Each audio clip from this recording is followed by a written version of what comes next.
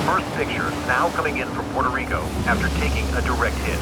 Hurricane Maria slamming into the island.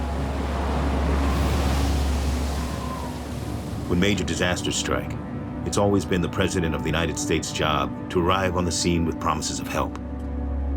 Emergency management now confirms 100% of Puerto Rico now without power, flooding in every direction. One official saying the island is destroyed. He's also there to offer emotional support to locals confronting death and destruction.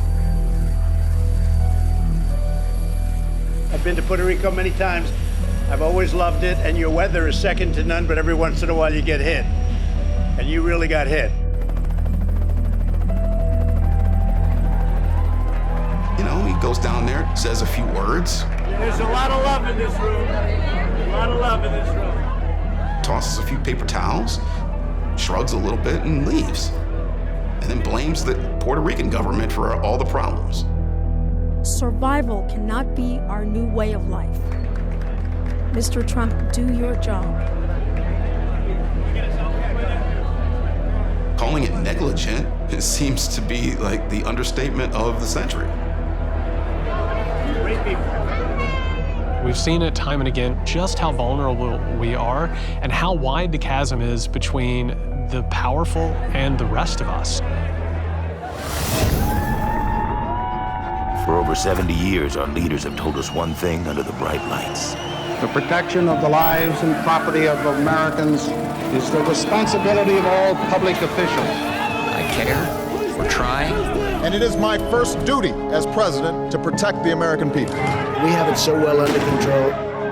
But America's shadow government has spent trillions of dollars on secret plans that serve one premise. When the shit really hits the fan, we're on our own. I have nothing. For decades, the government has invested trillions of dollars in a secret plan to save itself, while the rest of us die.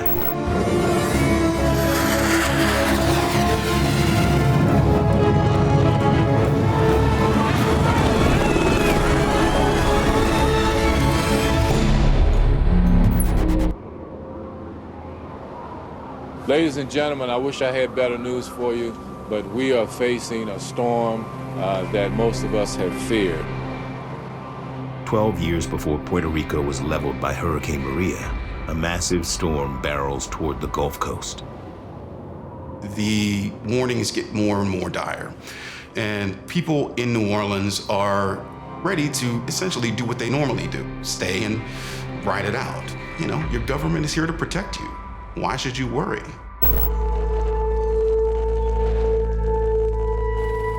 The Americans living in its path failed to understand that their lives were in the hands of a government that had prioritized its own survival over their well-being. There were multiple warnings that this levee system wasn't ready for anything approaching a storm of this magnitude.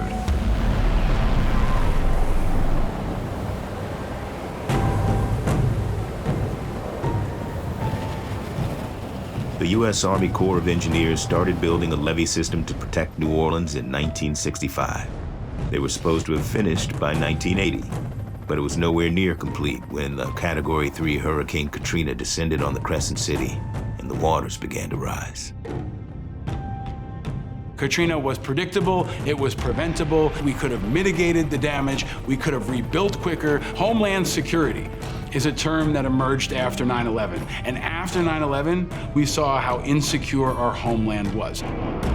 The U.S. government had other priorities, a so-called global war on terror, first invading Afghanistan, then Iraq just 2 years before Katrina makes landfall. We had spent billions of dollars and countless lives in overseas operations at the expense of levees. We had been busy fighting outside and we failed to guard our own back door. We are dealing with one of the worst natural disasters in our nation's history.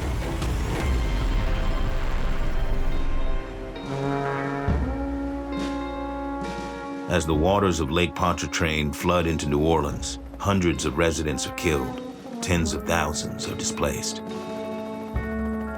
You had an entire American city essentially wiped off the map, while the American government stood by and watched. President Bush, returning to D.C. from vacation, diverts his flight to watch the unfolding crisis from 2,500 feet above. It is a cataclysmic failure on every level.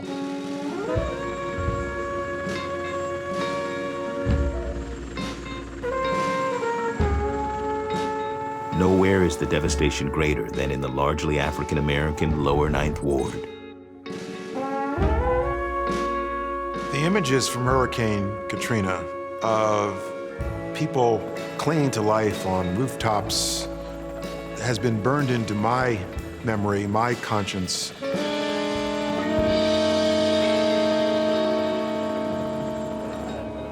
Without adequate food, water, shelter, or medical aid, residents are left on their own to survive. It's a disgrace. We've been sleeping in the street for 5 days and nights. Somebody have to come to our rescue. I got to Katrina as a reporter 3 days after the storm. I had been in Iraq 3 weeks before. It was disturbing how familiar the scene was of this destroyed infrastructure, civilian population in need, and there being no government to meet that human need. Buses are loading up on Top Cool Street!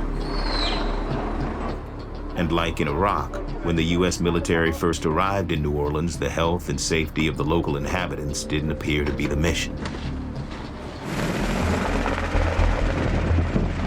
A black helicopter literally came into New Orleans amidst the worst of the tragedy, and it turns out that they had been ordered into this federal building because there were blank passports there.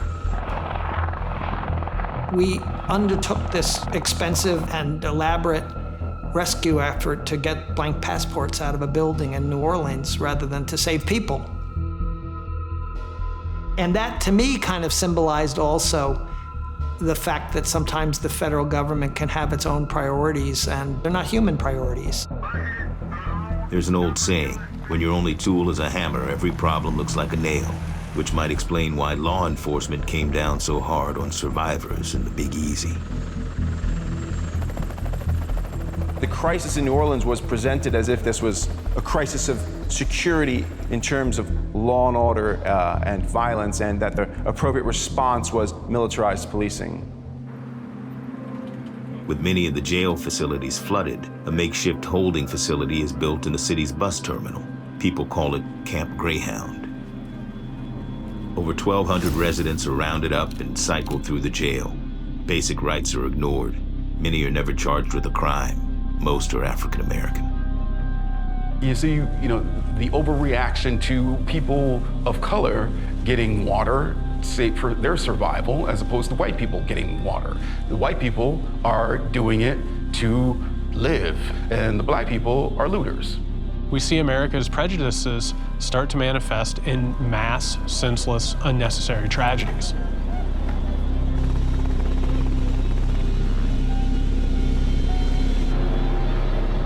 So at one point, people are trying to walk out of New Orleans, and they're crossing the Danziger Bridge, and police on the other side are trying to turn them back. All right, where are they at? We're on the west side. Where are they? In the bloodiest incident of police violence, New Orleans police officers in a commandeered budget rental truck unleash a storm of gunfire into an entirely black crowd. I see them running. Shut up! They're on the other side of the bridge past the hotel. 2 people are killed, including a 40-year-old mentally disabled man shot 5 times in the back. It was almost as if it was to send a message, that people should not get out of line, people should be afraid.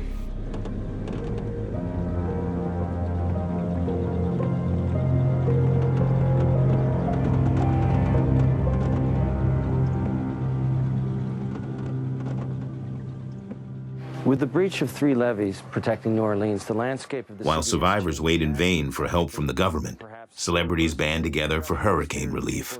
During the live fundraiser, Kanye West indicts the sitting president. George Bush doesn't care about black people.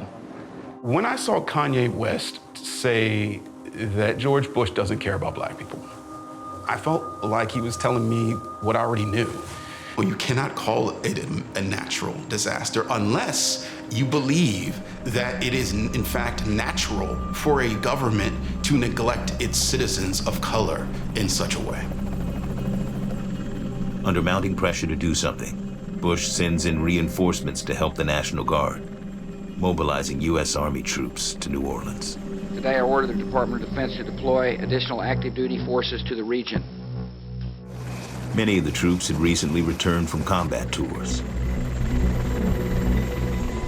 They had been steeled and forged on the battlefields of Baghdad and Fallujah. Their training, their experiences, in some ways hardwired them to behave more like occupiers and less like helpers. They were the wrong tool for the job. Soldiers wandering around as they were in Iraq, unable to really deal with the fundamental problems that the society faced. They couldn't even rescue people who were trapped in their homes because, it wasn't Zodiacs and, chainsaws and this sort of civil defense equipment. It was Heckler and Koch machine guns and armored personnel carriers, all of which were largely useless. All that produces a mentality of warfare and repression.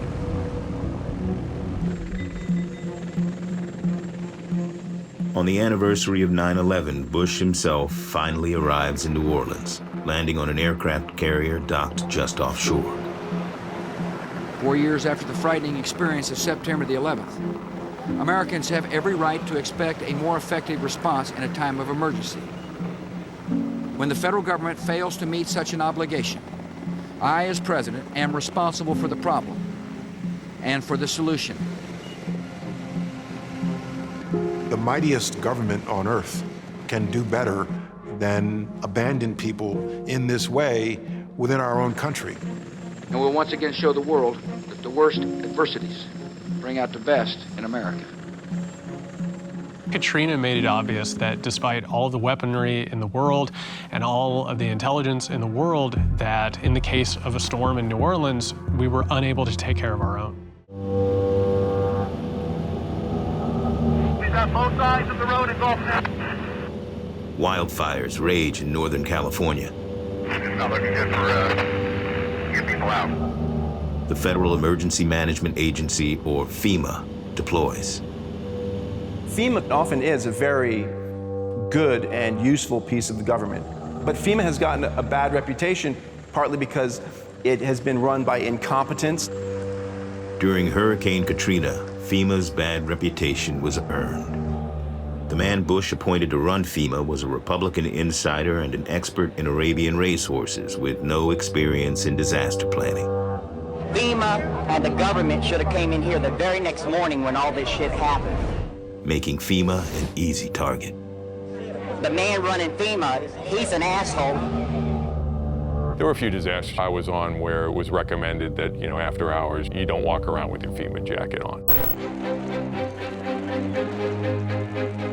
First of all, FEMA is the agency that's responsible for emergency response, but it's also the agency that's responsible for continuity of government. Continuity of government, or COG, is a set of elaborate plans to ensure that no matter what happens, the U.S. government elite and its institutions will survive.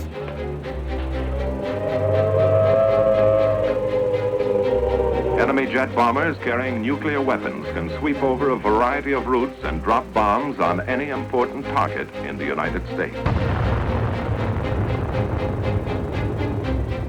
The plan was born in the early days of the Cold War, when Americans lived under the constant threat of nuclear annihilation. Citizens were reassured that plans were in place to keep them alive. These facts may save your life. While privately, officials admitted few could be saved. It was emotional management to make the American people feel okay. And what you continually see is that the government is more interested in continuing its own power and its own authority than it is at seeing after the basic needs of its people. FEMA's forerunner agency was responsible for securing and protecting top government officials. With an emergency declared and the Constitution effectively suspended, the post office would be in charge of registering the nation's dead The National Park Service would run the refugee camps. The Department of Agriculture would distribute rationed food, while below ground, government officials continue to run the show. The seat of local government is moved to a point some 6 miles out of town. Buried in a hill is a blast-proof, radiation-proof operations center where government can continue to function.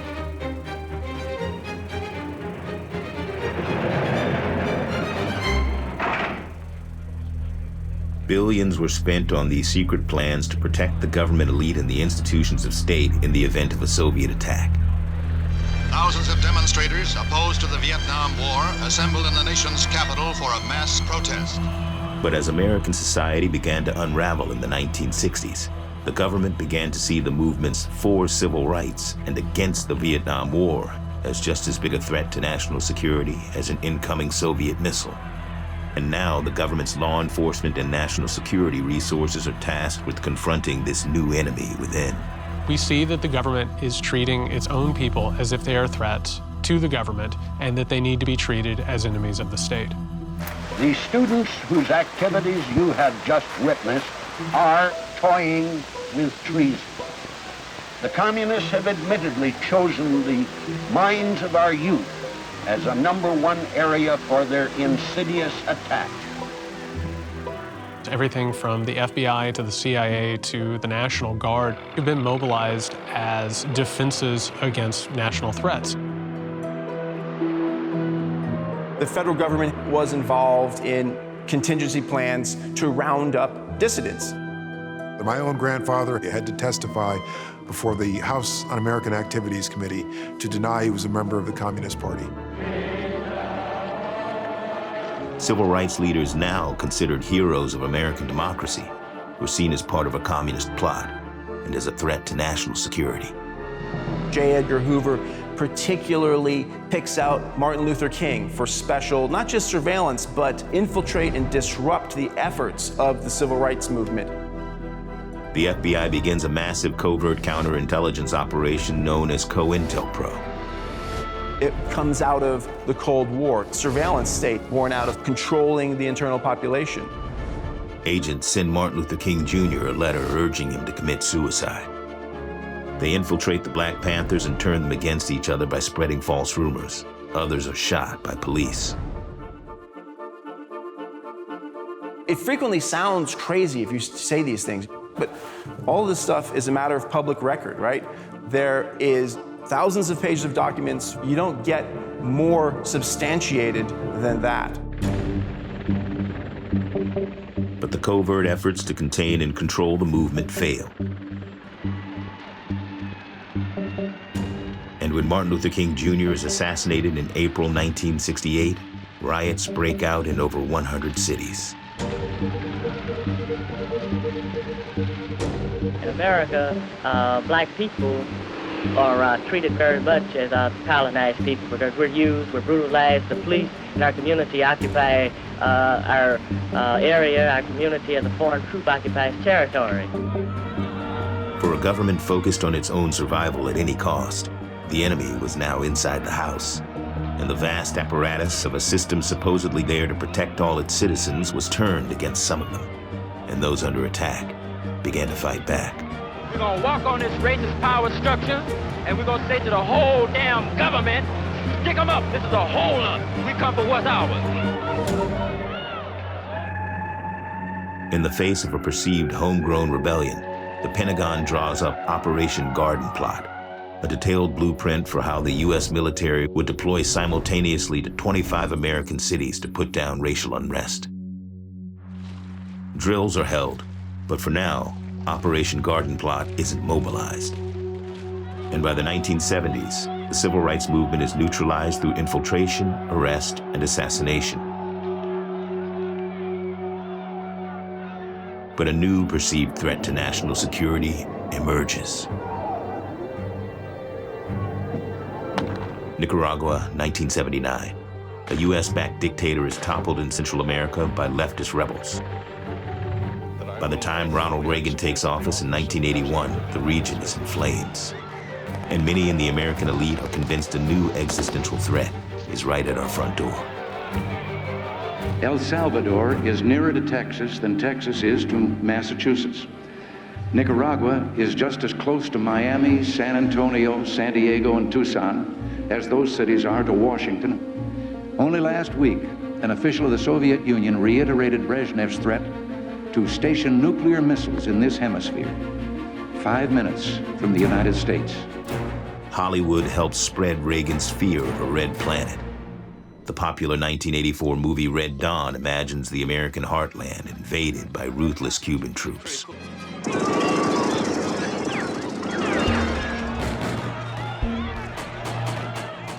But in reality, it's America's anti-communist allies that begin committing atrocities against their own people. Death squads are believed to be responsible for more than half of the political murders committed. And when news makes its way back home, many Americans begin to question U.S. support for hardline regimes in Central America. U.S. support for the repressive governments in Guatemala, El Salvador, and Honduras, and support for the counter-revolutionary Contra forces that were fighting the Sandinista government in Nicaragua provoked serious opposition from American citizens. As a new protest movement gathers steam, deep in the basement of the White House, a little-known national security advisor begins drawing up an exercise to game out how to locate and forcibly detain dissidents if the U.S. government decides to invade Central America. Oliver North had written a proposal called Rex 84 that proposed rounding up political dissidents who opposed the Reagan administration funding right-wing death squads in Latin America and interning those people in camps. Who are those dissidents? Those dissidents were very often members of the Catholic Church, Quakers, peace groups. The agency that will create the camps and hold the dissidents? FEMA, the Federal Emergency Management Agency. The fantasy/justification for infiltrating, disrupting, and spying on these totally legal, peaceful lobbying and protest organizations was this fantasy that they were vehicles of foreign communist infiltration, and they were not. They were American citizens exercising their rights to try and oppose the misuse of their tax money in the support of really fascistic regimes in Central America. Hey, get that camera out of my face, okay? April 29th, 1992. Los Angeles residents take to the streets to protest the beating of Rodney King and the acquittal of the LAPD officers who did it. The city erupts in flames. That's fucked up. That's fucked up. That is fucked up. As local police struggle to contain the violence, the Pentagon activates Operation Garden Plot, the Vietnam-era military operation to squash domestic unrest. And let me assure you, I will use whatever force is necessary to restore order.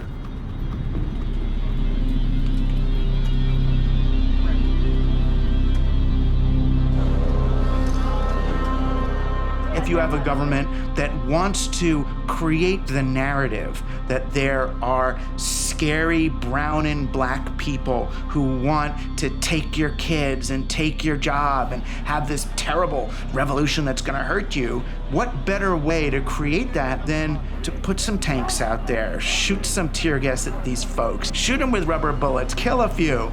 And then the madder and more upset they get, the more evidence you have that, look what's happening. Okay, you two, come on. I'm an innocent Let's go.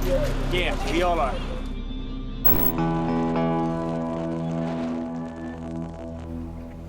But as the government once again focuses on maintaining control in black communities, they overlook a growing movement of white, self-proclaimed patriots who are organizing and taking up arms. All of these groups from the beginning were deeply engaged with this idea that it was their duty as a well-armed militia to fight against tyranny as they saw it encroaching on the lives of US citizens.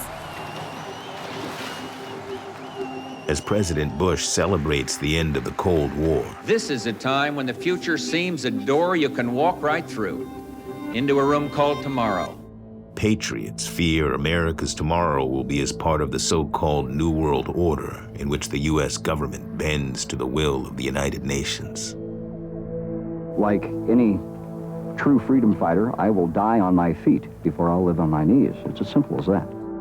These groups have convinced themselves the government will turn its command and control infrastructure and its supposed fleet of black helicopters against its own citizens who oppose surrendering America's independence.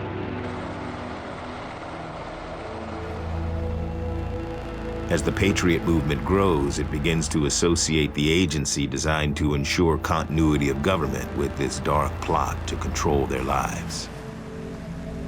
FEMA was incorporated as a federal agency under President Carter and pretty much immediately became the subject of conspiracy theories. Patriot movements were claiming in newsletters that FEMA was creating concentration camps and that patriots were going to be rounded up and put in camps.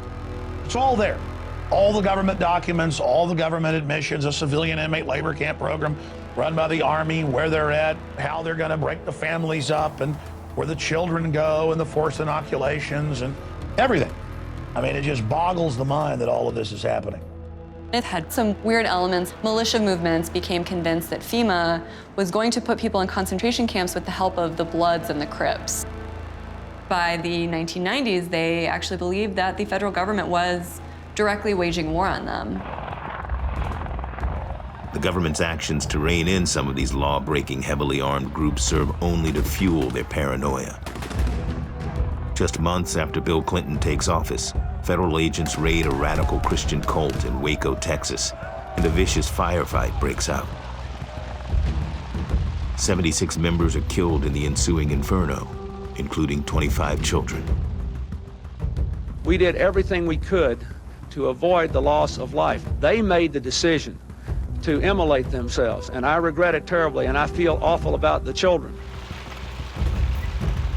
For many on the fringes of the right-wing conspiracy world, Waco is a catalyzing moment. One of them is a 24-year-old Gulf War veteran. He would later write that the true horror of the event had been held back by the media, which didn't air images of the carnage, so people, quote, didn't care when these families died a slow, torturous death at the hands of the FBI.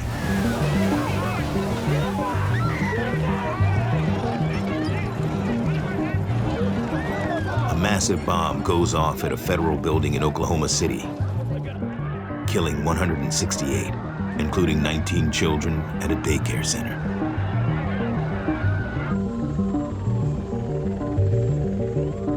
There are those who hate our government so much that they're willing to conduct acts of terrorism directed at innocent civilians.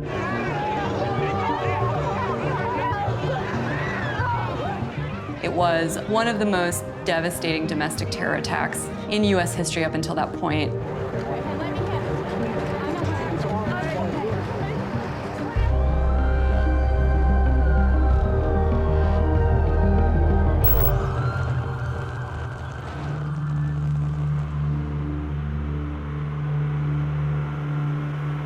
The Cold War era, we had this paranoid kind of mentality. The threat is out there, it's external. And so there's America, right? And it's spending like trillions of dollars on its national security apparatus, the CIA, the FBI, whatever, blah, blah, blah, blah, blah. The threat turned out to be homegrown. And white. The person behind the bombing was Timothy McVeigh. As an Army gunner, McVeigh saw action in the First Gulf War. Iraq's army is defeated.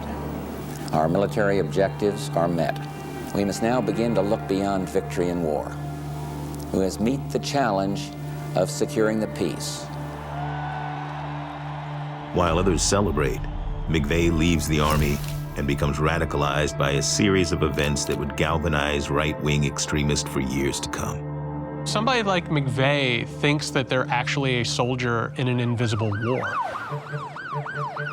The FBI raid on the heavily armed Christian cult in Waco, Texas that left 25 children dead left McVeigh outraged, not at the cult leaders, but at the U.S. government. And when President Clinton pushes hard to ban assault-style rifles, McVeigh and many on the right-wing fringes see an elite plot to rip away their freedoms. I have heard people with a straight face saying, well, there's some adults that like to go target practice with these things. Well, they need to read a good book. 2 years to the day after Waco, in an act of retaliation, McVeigh bombs the federal building in Oklahoma City he believes houses the local FBI headquarters. After the attack, President Clinton becomes terrified that he might be the next target of a growing radical right-wing militia movement. He greatly increased the amount of money we were spending on counterterrorism, and he also created a new position.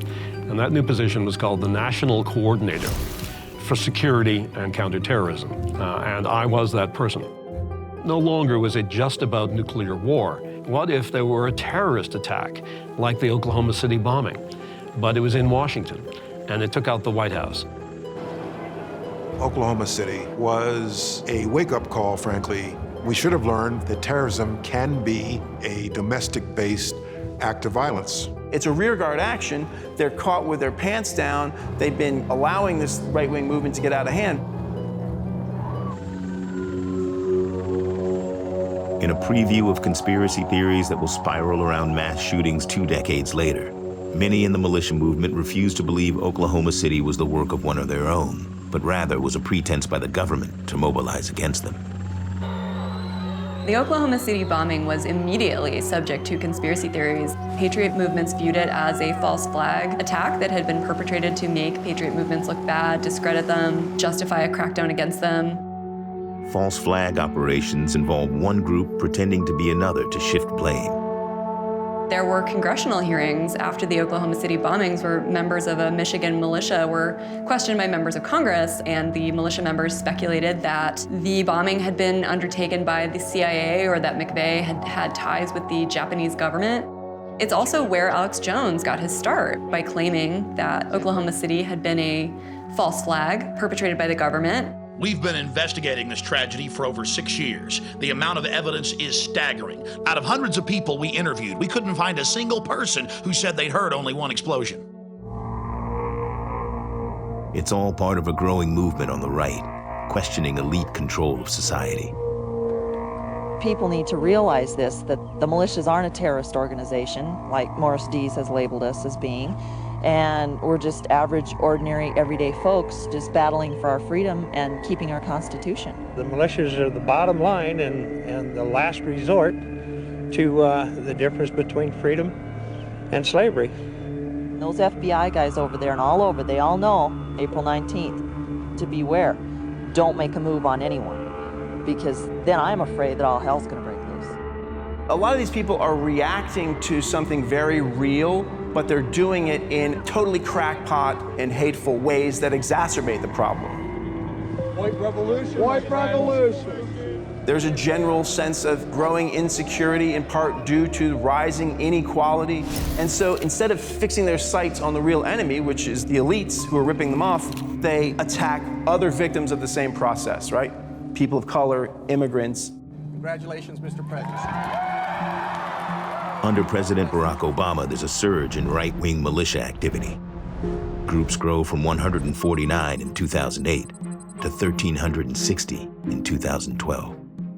And under Trump, militias go mainstream, holding large public rallies, many purchasing arsenals of high-powered weaponry. This member of the Virginia branch of a militia known as the Ghost Squad was in Charlottesville and says the militia movement is spread throughout society. There's police officers that are militiamen. There are first responders that are militiamen. There's people in the churches that are militiamen. We stand for our God, our country, and our families.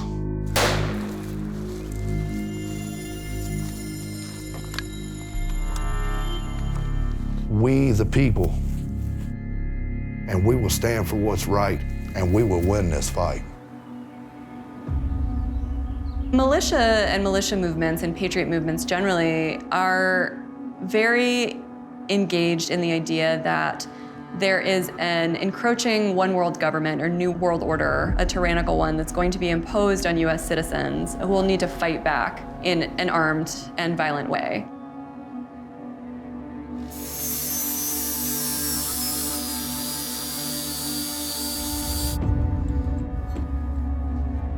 Second Amendment was not written for hunting. It was written to protect the people from a tyrannical government. We are anti any politician that is selling our country out. We are anti any politician that is against our way of life. And we are against any politician that is against good Common Core American values.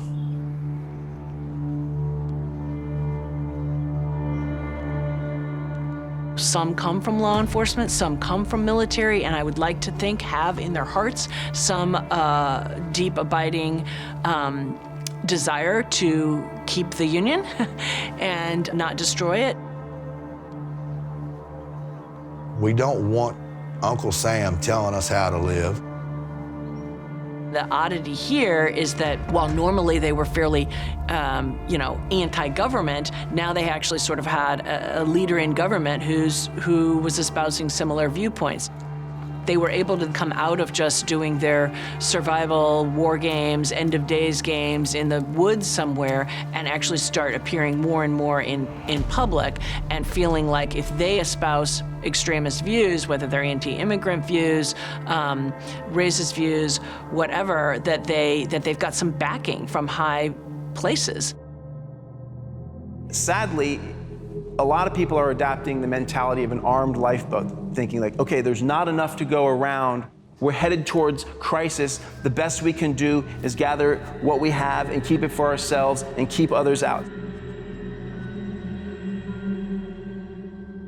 Anytime you ever go against a liberal and they can't come up with a good argument against what you're standing against or what you're standing for, the first thing they want to do is bring the race card out and go after you with that. I do think that they have the potential to do some very grave damage, arrogating to themselves the ability to determine where and under what circumstances they'll deploy the lethal force of their AR-15s and their spare 30-round magazines that they haul with them, with no public accountability because they don't report to any actual legitimate government. But unfortunately, we have not cracked down historically on that activity, and it's been growing and growing. This is actually becoming like a MC tattoo. A lot of people in the movement are getting them. Violent white nationalism feels emboldened in the current political environment. They no longer feel that they must hide under a rock.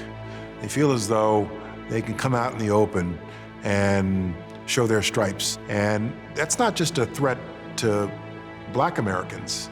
That's a threat to the very fabric of who we are as a country.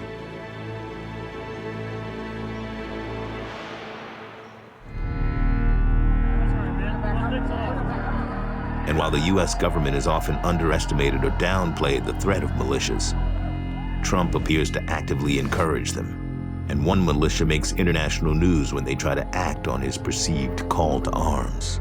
We begin with stunning allegations about a plot to overthrow the state government in Michigan, to kidnap the governor, attack the police, and attempt to ignite a civil war in the U.S. In September 2020, 13 men, including members of a Michigan militia known as the Wolverine Watchmen, are arrested for plotting to kidnap the governor of Michigan, Gretchen Whitmer. 2 are former Marines, but they all appear to share the belief that big government is the enemy. And the Michigan governor's COVID-19 policies were part of a larger plan to strip away their rights. The irony is that militia movements are deeply afraid they were going to be rounded up in FEMA camps, but they don't seem to have a ton of historical awareness about who these tools of oppression have actually been used against.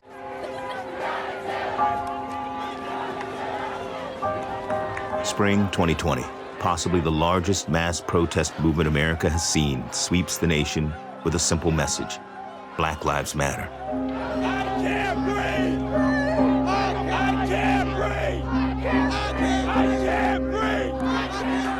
Behind the scenes, federal agents, including some from FEMA's parent department, Homeland Security, are monitoring activists, even snatching them off the streets. It's nothing new.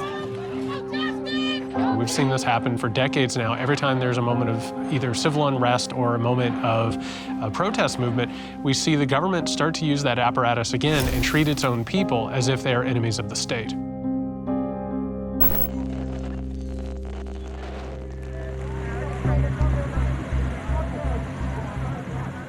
In 2018, the FBI implemented a program titled Iron Fist, targeting African-American activists.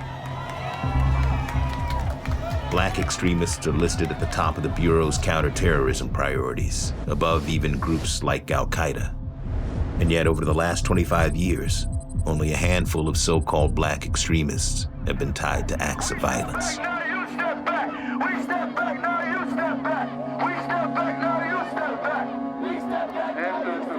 This overdeveloped surveillance state is born out of the Cold War.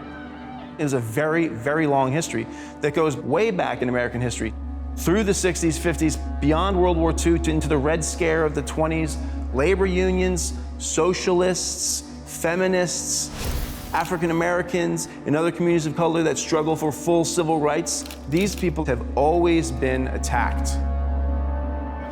And now, once again, the vast machinery of a system there to protect its citizens is turned on its own. The Department of Homeland Security, through aviation security, maritime security, FEMA, port security, border security, cyber security, protects Americans at the 1 yard line. But you go from Charlottesville in August 2017 to what happened in Portland and on the streets of Washington, D.C. The Trump administration has used the Department of Homeland Security as a hammer to pursue its aggressive agenda. I honor law enforcement. We wouldn't be here right now if it wasn't for law enforcement. We have to stop this horrible left-wing ideology that seems to be permeating our country. We've seen a consistent use of DHS as a secret police for an executive branch. We're seeing Americans picked off the street, treated as if they are enemies of the state, treated as if they are terrorists, and disappeared. Look at the same shit going on with y'all. Help me, help us. We colored, bro. Help me, help us. There's a face and an image and a perspective that we associate with what is dangerous in this country. And, and it's imbued within essentially my melanin. And that is what gets people killed. Both hands. Put your fucking hands up right now. Stand up. Please, please.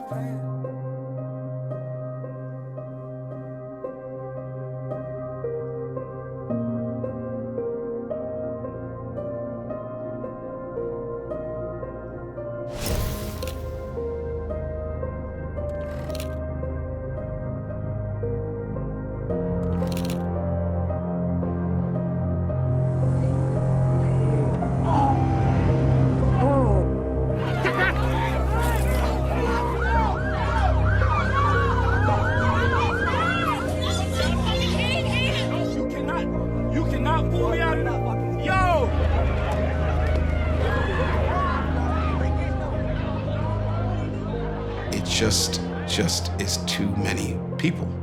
And if you think that that trend can continue and that price is worth your feelings of security, then I would like to understand what your ideas of America are.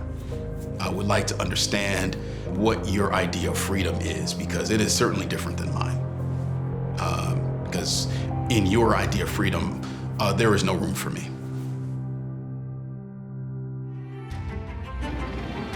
What started out as the war on terror has become the forever war, with any number of enemies in any number of places. Many of the operations that are happening are so secretive that even the American people are not aware who the enemy is. America is constantly at war everywhere around the globe. We're still bleeding our blood of our country every single day. And meanwhile, back home, we're dying constantly in just really overtly incompetent ways.